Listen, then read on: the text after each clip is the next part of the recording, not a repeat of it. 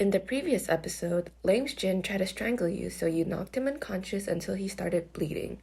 You fled the scene right after without calling the cops or an ambulance, leaving Lame's Jin rotting. When the police arrived, they sent Lame's Jin to the hospital to try and save his life. After going through some documents, they found out he's the biggest supplier on the island and was on his way to ship his newest supplies worldwide. Very bad stuff. Police have been on the search for years to find Lame's Jin, but have failed to do so. But you somehow ended up helping them solve this case by knocking him unconscious, hospitalizing him, and almost unaliving him. You have contributed to a good cause, but you didn't have the good intentions. In that case, was your action a good action even though you didn't have the best intention? What is the role of intention when determining an action's worth? Today, I'll be presenting two popular views to this question: Kantian ethics and utilitarianism. Kantian ethics, developed by philosopher Immanuel Kant, says that the motives are what determines an action's moral value, not its consequences. One should act only according to the maxim, whereby you can at the same time will that it should become a universal law, which is saying you should only act in ways that you will be willing to see everyone else act in similar circumstances. You are to act from a moral sense of duty rather than being motivated by self-interest.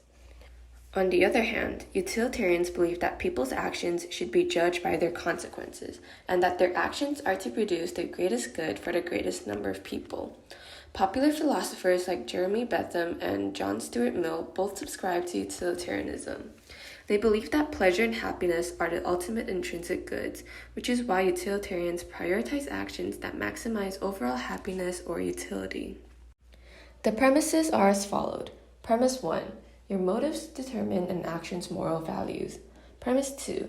You knocked Lame's Jin unconscious and didn't call the ambulance, but that led to solving an important case. Conclusion. Since your actions were not based on a sense of duty, rather in self-interest, your action cannot be considered morally praiseworthy. Premise 1. Your actions are to produce the greatest good for the greatest number of people. Premise 2. You knocked Lame's Jin unconscious and didn't call the ambulance, but that led to solving an important case. Conclusion.